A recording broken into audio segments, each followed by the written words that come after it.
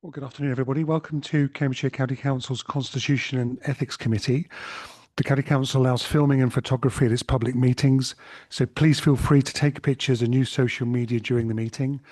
But can I ask that everyone present turns their mobile phone to silent or vibrate whilst the meeting is taking place, please? Please also be aware that this meeting is being live streamed and that a recording of the meeting will be available to view on the County Council's website. There's no fire alarm test scheduled for today, but if the alarm does sound at any point, I'll adjourn the meeting and we'll all make our way downstairs out of the main entrance and turn left. The gathering point is at the far end of the building. So item 1 is election of vice chair. As per the Constitution, the vice chair of the council is the chairman of this committee, that being myself. The vice chair of the Constitution and Ethics Committee is elected by this committee. So please can I ask for nominations for the role of vice chair of this committee? And I will, from the chair, nominate Councillor Dupre. Do I have a seconder? Thank you. Do we have any other nominations at all? No? Well, congratulations. Do I need to take a vote? Yes. All those in favour? There you go. Congratulations. Oh, sorry. Against? Anybody against?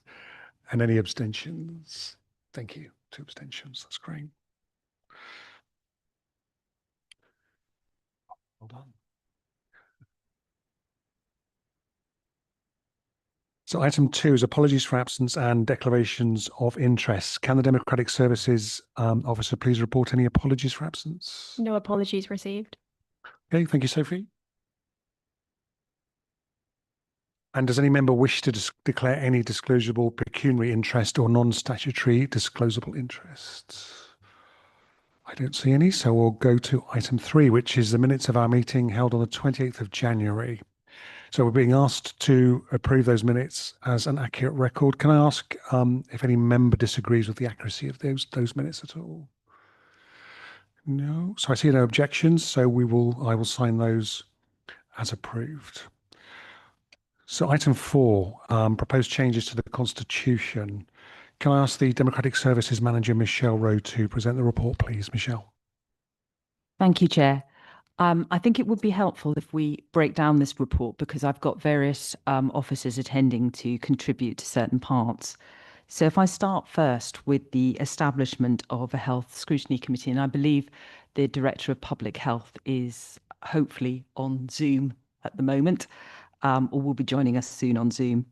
So to set the context of what is proposed, although the County Council has a committee system, so it doesn't have separate scrutiny committees because scrutiny is inherent within the process, it does have a legal provision to scrutinise by holding the relevant NHS bodies and relevant health service providers to account.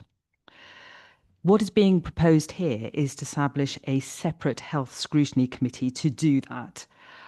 It's a considerable amount of work involved in scrutinising those bodies. And at the moment, it is in the afternoon of the same day that the meeting of Adults and Health Committee takes place. So that makes it a very long day. And the work of Adults and Health Committee is very significant with lots of agenda items in the morning.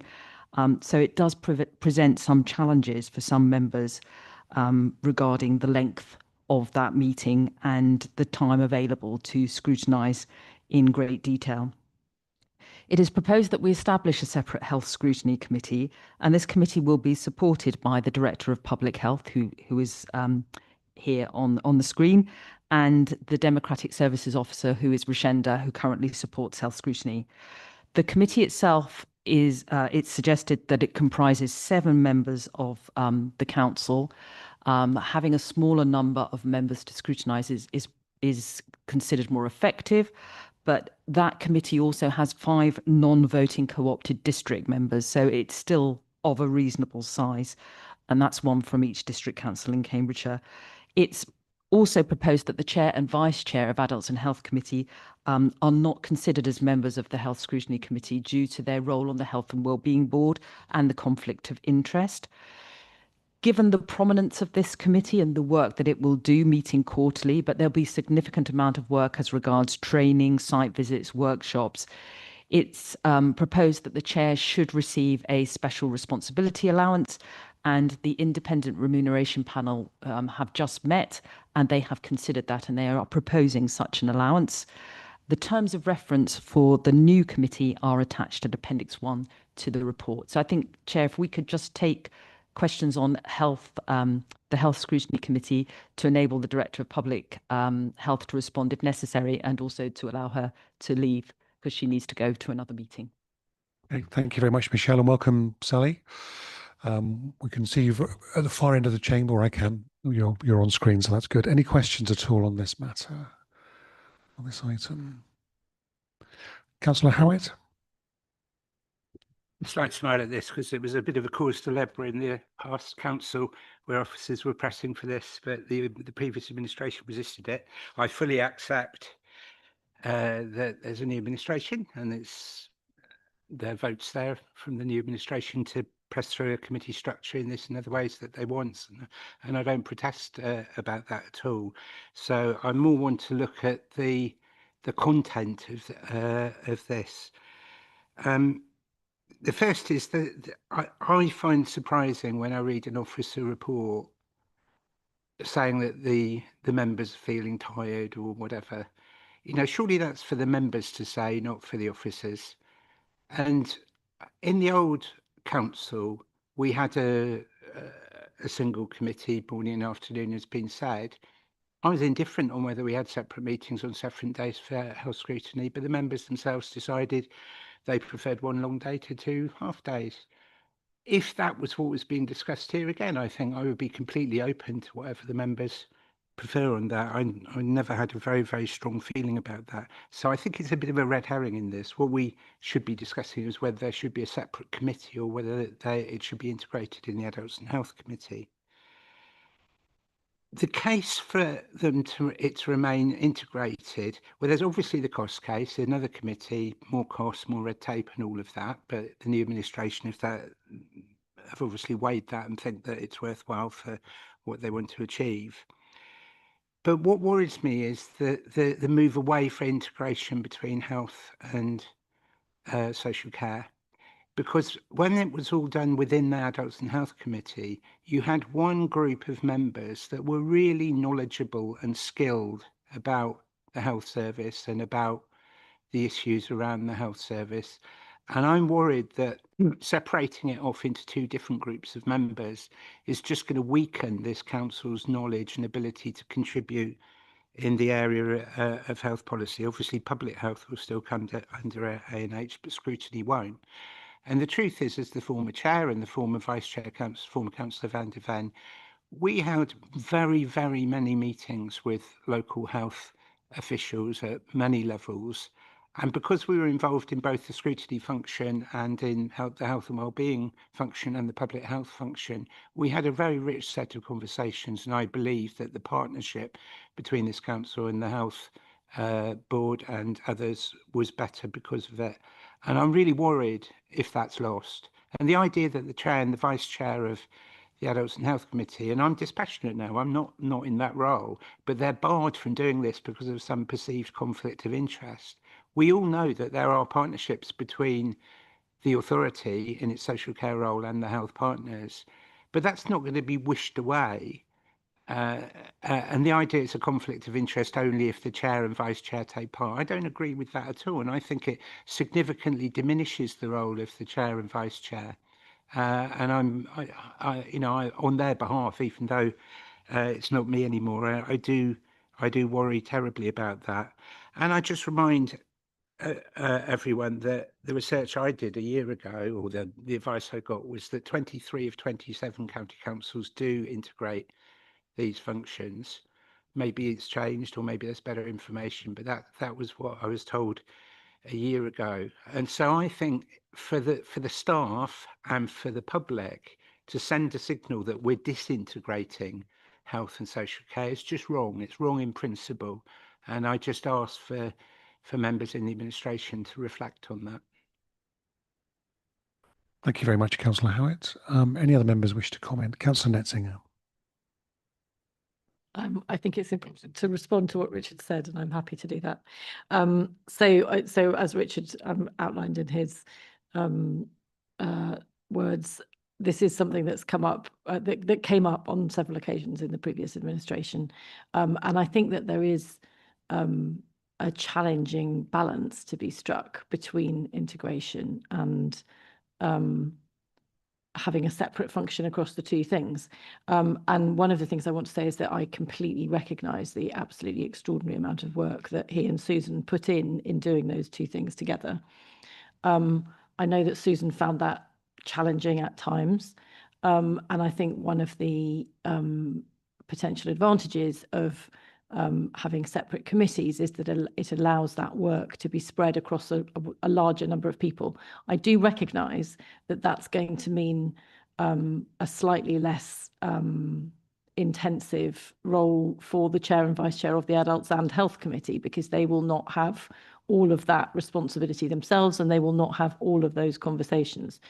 The suggestion in these papers that the chair of Adults and of the Adults Committee and the vice chair of that committee should not sit on the Health Scrutiny Committee doesn't mean they can't attend it. It doesn't mean they won't be involved in its meetings. Sometimes they may well be being asked questions by it. And there is absolutely no reason why the chair of the Scrutiny Committee and the vice chair of the Scrutiny Committee can't sit on the Health Committee. So the integration between those committees can still happen, and I think should still happen. I think it will be beneficial for that to be the case. But I do also think that that the work involved within adults and health is enormous, and kind of loading all of that onto the shoulders of 2 people rather than 4 people in some ways is quite unreasonable, and I know that Susan did find it challenging at times. We are going into there are many ways in which this council will be changing, or in fact disappearing. So it will be we tried them together. There was certainly feedback from a number of members that trying to do it all in one committee was difficult. We can try them separately. If that doesn't work, whatever the new council that takes over from us happens, can try a different way of doing this. But I think that there were a number of members in the previous administration who felt that because there was a need in all of our because there is a need for this council's committees to focus on decision making about our own contracts, our own procurement, scrutinising our own functions, that it felt a little bit as if the scrutiny of the health service was slightly a poor relation, and I think it needs to not be that, and I think that the need for it to not be that is even greater given the changes that are coming down the track in the health service, and the move away from the ICB being an ICB for our area to being a much greater area. I mean, we are going to need to be making sure that we are doing that scrutiny function really thoroughly. So I hope that that's what this will achieve. Thank you. Thank you. Councillor du Preez. Thank you. I agree with a huge amount of what has just been said by the leader. I think just one point, which is that I think if the government's plans for unitary authorities do go ahead, they will, according to the most recent announcement, be cabinet-style committees in which the whole system of making decisions anyway will be very different. So I'm not quite sure that that argument quite applies. But I wanted to challenge the suggestion that this proposal was actually going to separate off health from care. I don't think it does. I think the separation that it does put in place is the separation between the services that we directly commission and our public health responsibility on the one hand, and that's services in care as well as in health, public health, from our responsibility on the other hand to scrutinise our health partners, other people in the system, the Integrated Care Board, the ambulance service, dentistry, GP access, community health services, all of those really, really fundamental issues that are probably, after potholes, one of the things we hear about most from residents is access to health services. And I think that scrutiny of our partners and what they're doing is absolutely fundamental. And I want to draw attention in particular to the scrutiny that I requested following the proposed closure of the GP practice in my division. And I thought that was a good piece of scrutiny, frankly, but some of what I have seen, I think, could have been done so much better by a committee that was dedicated and focused and expert on doing that kind of thing. To be commissioning services in the morning and scrutinising other bodies in the afternoon, I don't think worked well. I mean, on the occasions that I sat in on that committee, I saw the post-lunch sugar dip in operation, and that's not really a time to be asking challenging questions of major organisations and public bodies in Cambridgeshire about what they're doing, about some of the most important issues facing our residents. So I think I fully support this. I think having a body of 12 scrutinising isn't always terribly successful, and I wonder whether there might want to be on that new scrutiny committee a move towards more particular working groups taking away and working in smaller groups on particular issues and coming back with things. And I think separating that function out and attracting people who have an affinity for scrutiny rather than decision making about service provision might really open up some opportunities to do some good in-depth work over time on particular issues. I don't know whether our public health director had a view about how that scrutiny committee might operate and whether that kind of way of operating might actually help. If that's a bit of a hospital ball, I'm happy to just leave that there. But if she would like to say something, then I'm happy to hear from her. Thank you. Hospital pass, I think, is the phrase, isn't it? But yes, a tricky question. But we'll come to Councillor Martin next, and then Sally, I know you've got a lot of other things to do this afternoon. We'll come to you, and perhaps you can give us your feedback as well. So, Councillor Martin. Thank you very much, Chair. And I'm sure if my predecessor's watching this at home, he'll be thinking the arguments that are being given for why we should have a separate health committee were the same reasons that he gave why we shouldn't have joined them together in the first place a few years ago, as I was watching that meeting as well. So I'm fully supportive of separating a health scrutiny committee function out of the adults and health committee. Completely agree with the deputy leader saying that you do see in the meetings the sugar rush or the sugar dip after lunch, and when we want to be scrutinising properly and fully, I do think having more time to talk about health and more time to talk about adults is definitely the best way forwards. So I'm fully supportive of this proposal. Thanks, Chair. Thank you. We'll quickly go to Councillor Howard, who just wanted to respond, and then we'll come to yourself, Sally. I'll be very quick. I won't attempt to respond to what has been said. I think we can just respectfully disagree, and I know I've taken up quite a lot of time. I will say two things that I should have said. Number one, I have had a private conversation with the leader of the council. The liaison groups were always part of health scrutiny. They were under the Conservatives, and they were in the first 2 years of the past administration. And I hope very much that as the structure for the new committee, if it passes, goes through, that they will be fully re-established. I'll say no more. And the second thing, my group has asked me to say that if the new administration wants to be analogous to other councils on scrutiny, you will, of course, offer the chairpersonship of the new committee to the opposition. Okay. I don't think you want to respond to that last point, Sally, but there's been a lot of comments there. Did you want to just give us your view as well, please?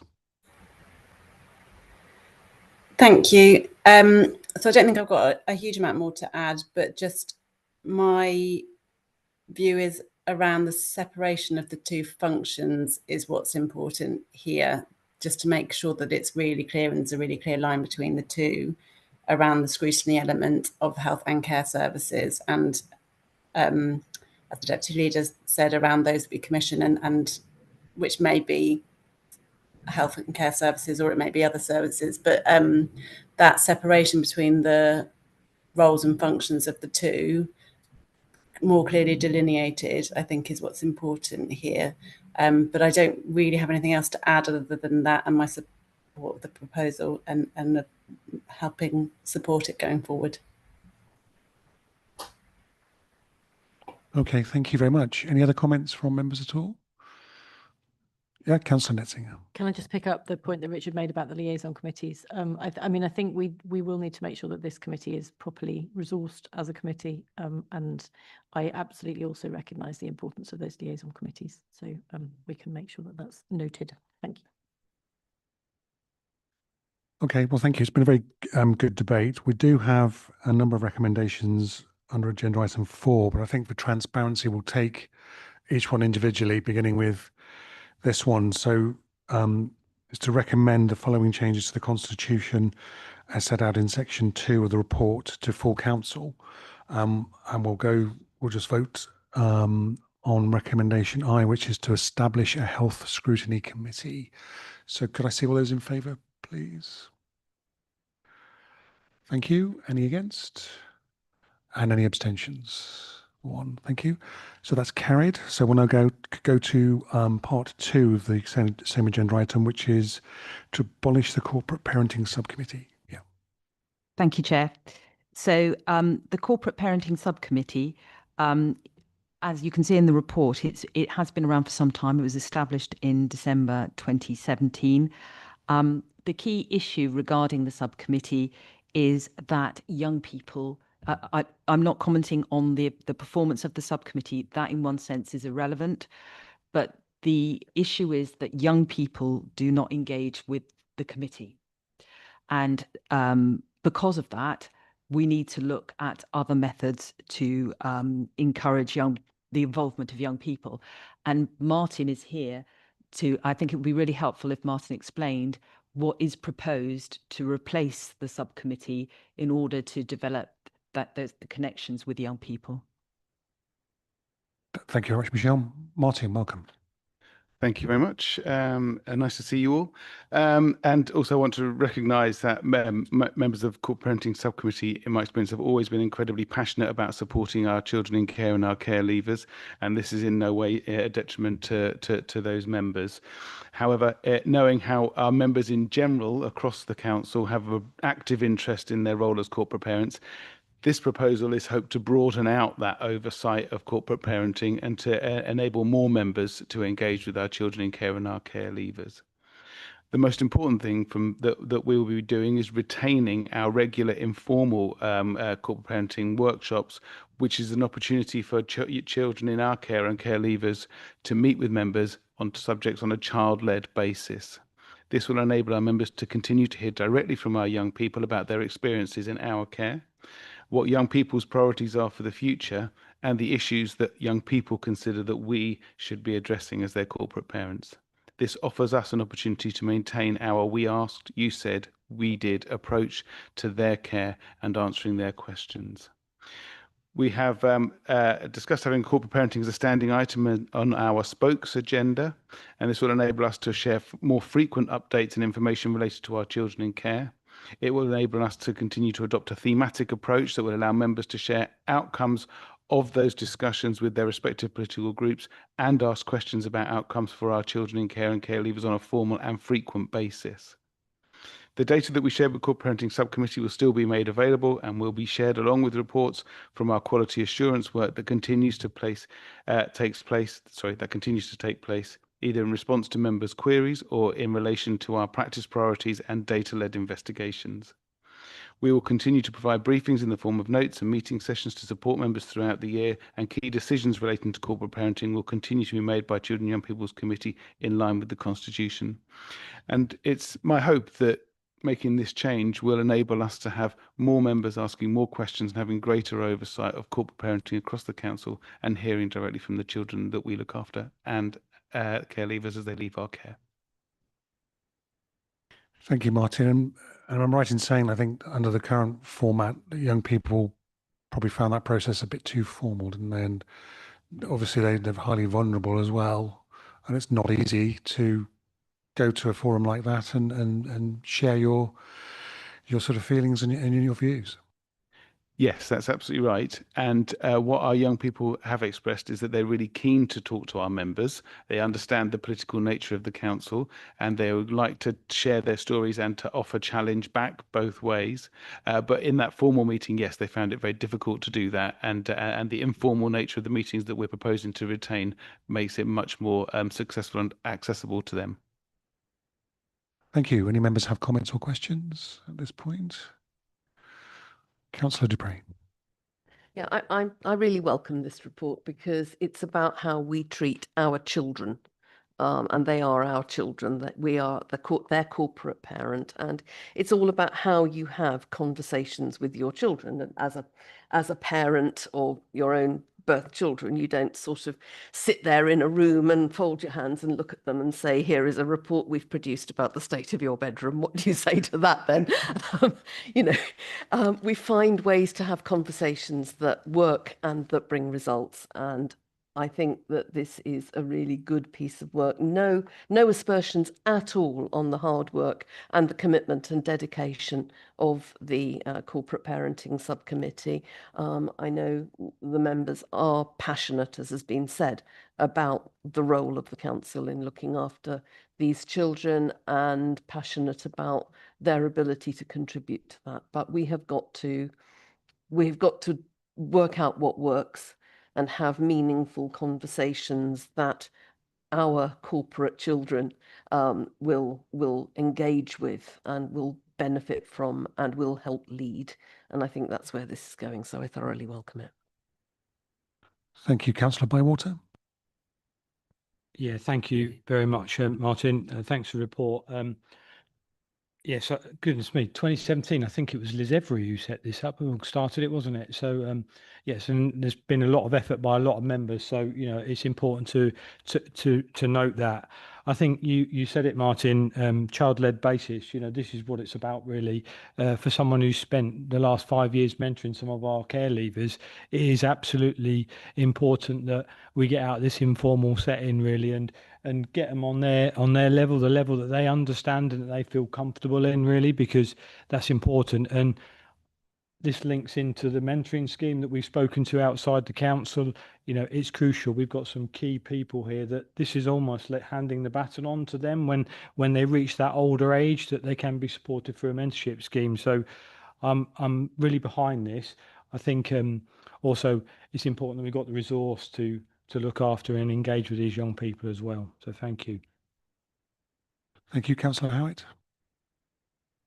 On this one, I think there's going to be all-party agreement. I know that people in this room are anxious to not criticise the past committee, but I think accepting that we've tried something and it could work better is fine. It's not a criticism of the people that are involved in that personally, and I agree totally with what Martin said.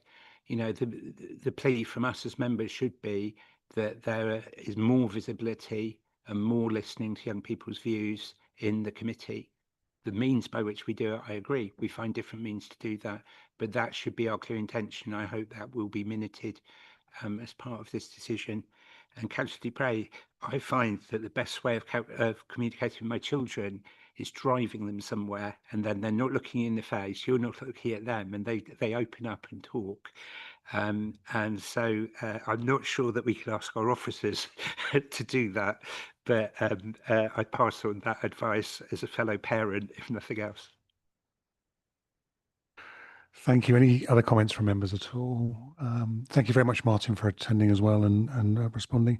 So I think we have an outbreak of consensus here. I think we were agreed on point 2, which is to abolish the corporate parenting subcommittee as per our report. Any disagreement on that? No, that's fine. Thank you. We'll go to item 3, which is to amend the scheme of financial management. I think, Chair, if it's okay with you, probably the rest of the report I can just introduce the remainder of the report, because hopefully it's pretty straightforward. The next item is on changes to the scheme of financial management. As all members know, the council faces significant financial challenges, And as such, CLT have examined that and highlighted the need to strengthen the financial responsibility and control environment, and in doing that have suggested that some changes are made to the statement of financial responsibilities, and that's set out in Appendix 3 of your report. In relation to the Staffing and Appeals Committee, we are proposing that the name of the committee just be changed to reflect what it actually does. So that is a simple change. It's basically the appeals relates to service appeals. The committee does not deal with appeals from members of staff. There is a different process as regard employment appeals. We've also proposed some change to the constitution to reflect the rescheduling of meetings of the council, as you can see in the section at 2.13. And finally, which I think is probably one of the interesting parts of the report, is the Constitution Working Group. We hope to re-establish the group by seeking appointments. There are various things that we need the group to do. In particular, we would like it to look at motions in the council's constitution. I don't think the system currently is fair. In October, I already have 3 motions. So there is no opportunity to react to events. And obviously, if people get their motions in really early, it's full months and months ahead. So one of the jobs that we will be looking for the Constitution Working Group is to look and see how we can bring in a fairer system of actually bringing motions to council. So we're looking for appointments to that committee. Thank you, Chair. Thank you very much, Michelle. Any questions or comments from members? Councillor Martin? Thank you very much, Chair. I'm more than happy to support 3, 4 and Part B, but I'll be asking for a separate vote on Part 5 on V. Many of the councillors in the chamber obviously work. I work full-time, as do most of my members. We have a set calendar which goes into our diaries very, very early. So rescheduling of meetings, I don't think is the right thing to do. We've had it in this format, as far as I'm aware, for quite a long time. It seems to work.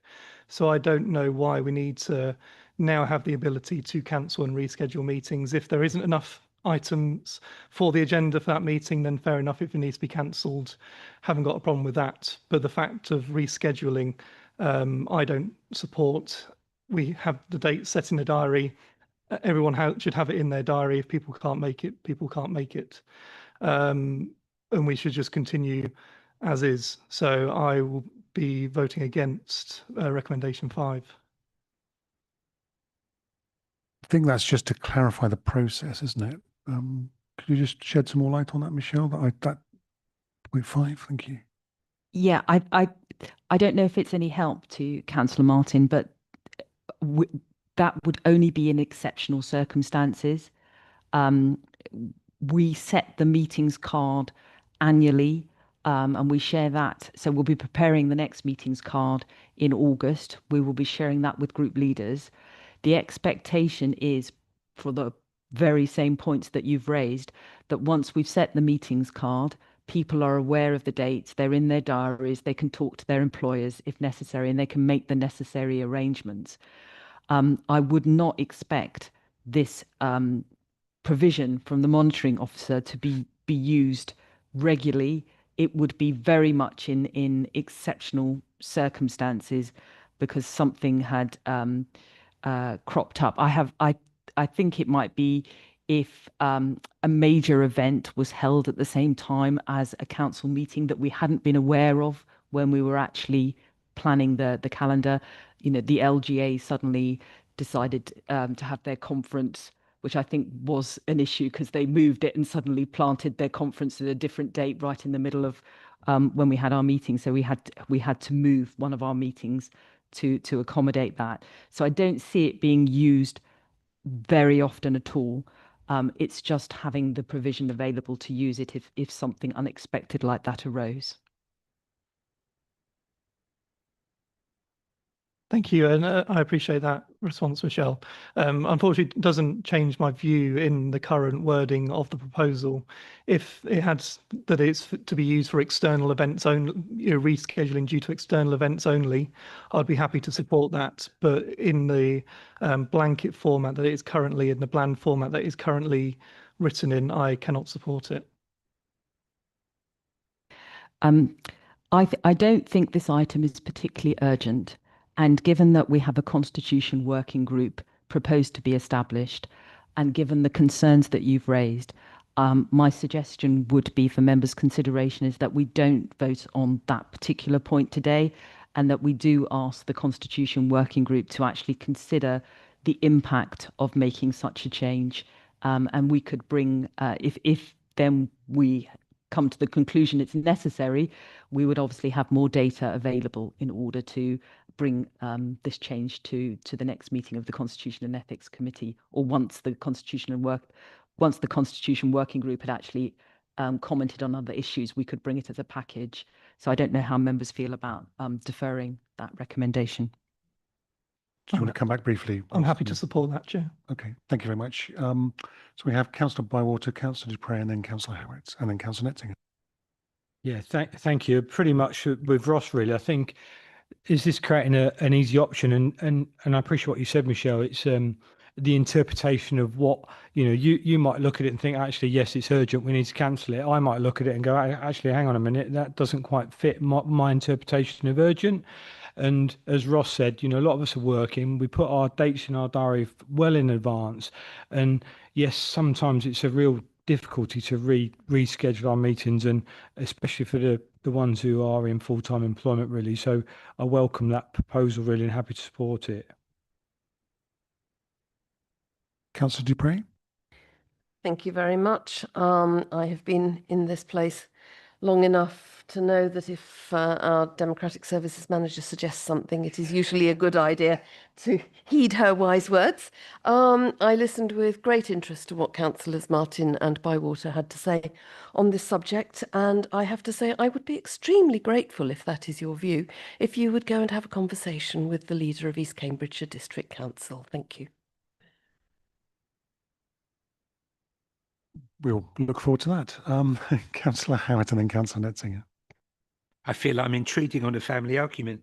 On this, I would have voted with Councillor Martin, I have to say, and I'm grateful for what Michelle Rowe has said.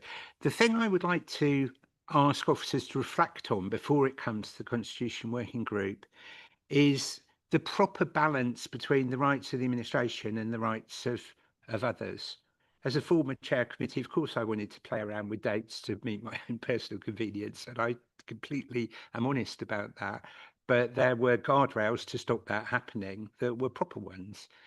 And the way that this is phrased means really that a chair can get together with the monitoring officer and do what they please. The actual wording is, if they are satisfied this is an appropriate course of action. And I think that is far too wide. But I think Councillor Martin's come up with one idea, but there may be others. And I would ask officers to think about the criteria that I can imagine there's a procurement issue, a contract issue with a particular deadline, and you've got to do something before that deadline. So I can imagine there are times when it has to be done, but I think we need to define that better. I'd also politely say that the Adults and Health Committee is having an additional special meeting next week, and it appears not to be unconstitutional because the meeting's there and the papers have been published. So I wonder, I think there needs to be some joined up thinking about that. But the rights of the opposition and also the rights to people who work and have caring responsibilities are really serious in this. And I'm grateful if that we do get some further reflection on it.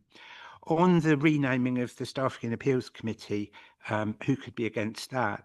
But I'm going to use it to bring in the comment again that my group thinks that there should be an opportunity appropriately for elected members to meet trade unions. And we know that there is strong advice from the Chief Executive that he doesn't want members to be involved in staffing appeals. Okay, we've accepted that advice in the past, and it is his strong advice. But the fact that there is no interface between us as elected members and the trade unions, except informally if we choose to pursue it, I think is a weakness of this council. And I'm not asking for any decisions today on that, but I am hoping that the administration will reflect on that with the officers and to see whether we might be able to find some way forward that could meet a consensus. And those are all my comments. Thank you. Thank you. Councillor Netzinger.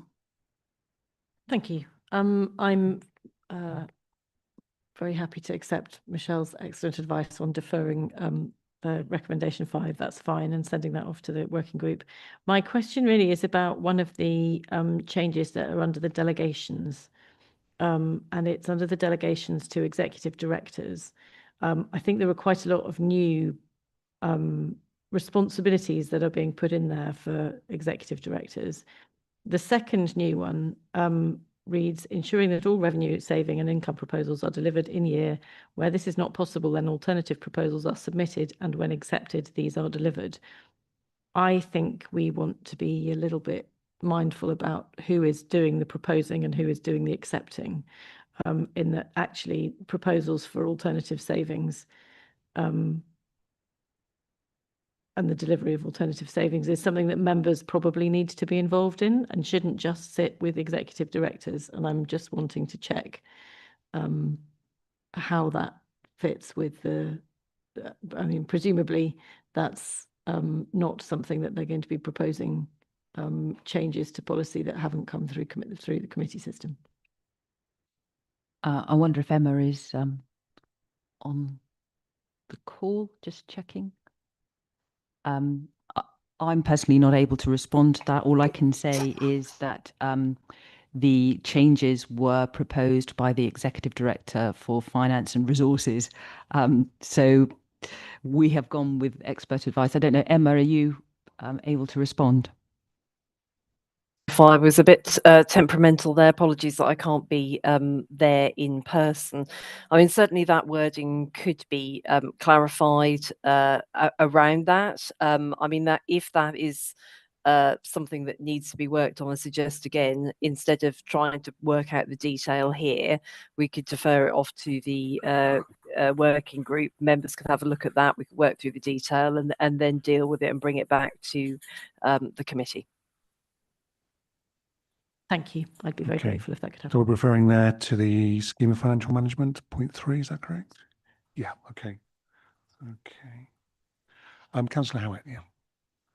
Again, I'll be brief because I've had one turn, but I'm really pleased that the Leader of the Council made that intervention. I think there's the rights of the administration against the rights of the opposition, but they're the rights of members against the proper rights of officers, and we need to make sure we get that right. So I'm grateful that Emma has suggested that, and we can reflect on it further.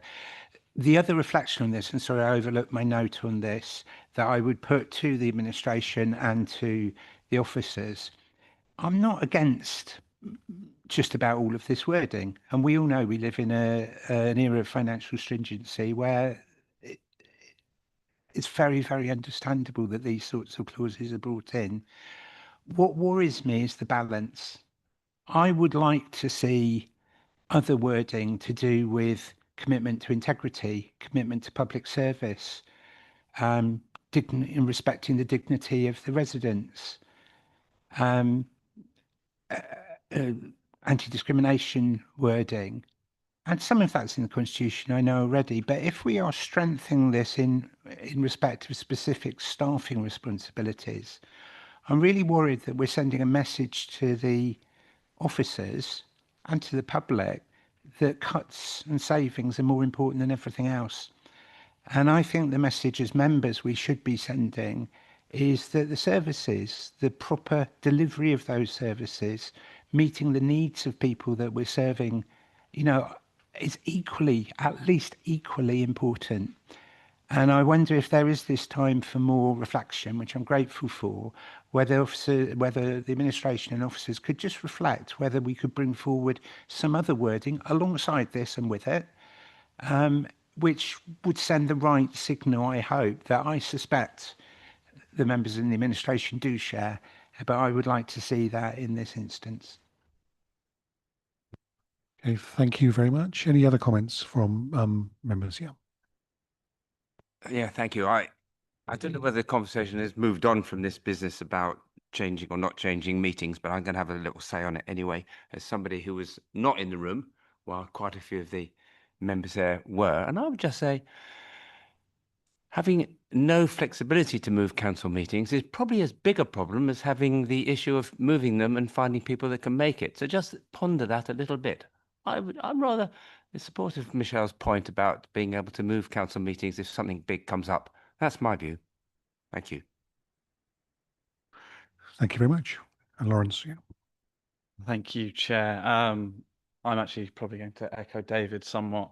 I think essentially a reschedule option is a backstop for external events, but also we have to consider, as we're moving into this period of local government reorganisation, we may have to be very responsive to data coming forward and actually bringing in this flexibility to if we feel that our time as a committee is going to be wasted meeting on the set date, knowing that a report or further evidence and documentation is due out in a fortnight's time, actually bringing in that flexibility to say we are able to reschedule. I know none of us as members want it. It's also difficult actually for officers who are preparing for committee dates, but nonetheless, for me, it's a principle of responsiveness and flexibility. And actually with the two recommendations we've already agreed to today, I think these are great examples of how we as a council are responding to shifting needs. So I came into this very willing to support this addition of rescheduling. I also found it useful in a previous life working as an officer as a council. It does make life a little bit easier having that wiggle room. Equally, though, I think if it wants to go to the working group, there is no harm to give it further scrutiny and then bring it back to the committee. Although I would suggest it's a fairly small textual amendment to our constitution. So perhaps it's something that, if it does go to working group, comes back to us at the next meeting or sooner rather than later. Thank you, Chair. Okay, thank you. Any other members have comments? Oh, Lorna, sorry. Yeah, I mean, on the point about rescheduling meetings, I've just had this done to me on the district, and it has caused no end of disruption, having two full council meetings in a row postponed to dates that people have committed other things to because they saw the meetings card well in advance. I think if you're going to move meetings, and it may well be that there will be absolute inevitabilities, and I'm not wishing this on anybody, say that our full council meeting was scheduled on the day of a royal funeral, for example. That has to be something that might happen. And, one wouldn't want not to have the flexibility to say, actually, we need to think again about this. But if you absolutely have to do it, and I think we should only do it if we absolutely have to do it, then the question becomes, who do you consult? And I think just the consultation with the chair is probably insufficient. I think there does need to be really meaningful consultation about moving dates, particularly moving dates of full council meetings where by definition you can't substitute people because we're all there, and moving a date could change the outcome of a decision, and you've got to be very careful about that, in my view. The other point was going back to the revenue savings and alternative proposals. This is always a case of everybody reads something different into what's written, and I think the point is well made that if it's talking about alternative proposals being submitted and accepted, who is doing the submitting and who is doing the accepting is a very valid point. And I think that acceptance has to be through the democratic structures of the council and democratic decision making for which members are responsible. So I don't think that's insoluble by a bit of redrafting, but I think clarity is always helpful. Okay, thank you. Michelle, you'd like to respond, I think? Yes, I just want to draw back to the Constitution Working Group, which was in operation in the last administration. And just to say that a considerable amount of work has been done already on petitions and public questions, which is almost ready to go. But obviously, we think it's important that it's shared with the new council. So therefore, taking the scheme of financial management and the rescheduling item, we could actually hopefully do that relatively quickly as part of that package in order to bring an item back to the next meeting of Constitution and Ethics. There are other items in the Constitution which the working group will be looking at, which will probably take a lot more time, but we do have some important changes almost ready to go, but we do want to share them with new members of that working group first before we take them to council.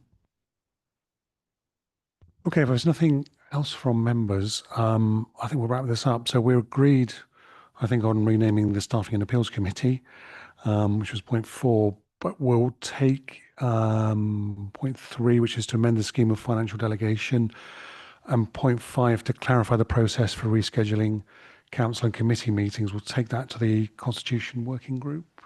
Is there a consensus from members? We're happy with that. Okay, thank you very much.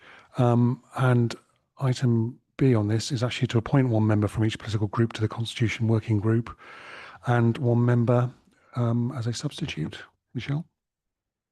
I know that's always difficult with making appointments to do it on the spot in a meeting. The executive director, who in this case would be Sue Grace, has delegated powers to make those appointments in between meetings, and I think it probably is a good idea for members to have more time to think who they would want to appoint, and we can do that item, if you're happy, we can do that after the meeting. Okay, I'm sure we have a room full of willing volunteers here, but I think I'll be on it. I think Lorna will as well. So perhaps we'll do that after as Michelle says, after the meeting, and appoint members. So thank you. We'll move on to item 5, which is a review of complaints received under the Members' Code of Conduct. Emma, over to you. Thank you very much. This is our usual report to the committee containing some information about the Code of Conduct, operation of the Code of Conduct complaint system. Members who aren't familiar with the committee will see that it's anonymised for good reasons. We don't publish details of complaints until a finding of breach has been made. Members will see that there have been 15 new complaints since we last reported. The majority of those, or the vast majority of those, relate to one set of circumstances. So we're not seeing a sudden uptick in numbers of complaints around membership. As I've have said to the committee before, we generally have very well behaved members here, and we don't see high levels of complaints, which is for a lot of reasons the way we would like to keep it. So I don't think members need to be unduly concerned by the uptick this quarter. It does relate to one particular issue. Happy to answer any questions that members may have. Thank you, Emma. We have a question from Councillor Howitt. I'm just thinking, I'm pleased that we're considered well behaved. So, but I do think I would appreciate your advice, but I find it difficult to talk to. So perhaps you could drive your car with me as the passenger at some point, and I could open up to you. I'm more than willing to try that, Councillor. It sounds like a lovely day out. Thank you. Anybody else on this? Any questions or debate? No? Okay. So we're being asked to note the contents of the report. I think we're happy to do that. Correct? Yeah, thank you. So item 6 is the final item. It's the agenda plan. Do members or officers have any comments on that? Can I just check, are they all afternoon meetings? I know I should know, but I don't. And I've seen the dates there, which is a good start. Are they all afternoon meetings or not? Right, thank you. That's very helpful. Anybody else at all? No? Okay. So we've now noted the agenda plan, and thank you, members. This is the end of our meeting, and our next one will be held on the 4th of September. But don't forget, we need to appoint people to the Constitution Working Group. Thank you.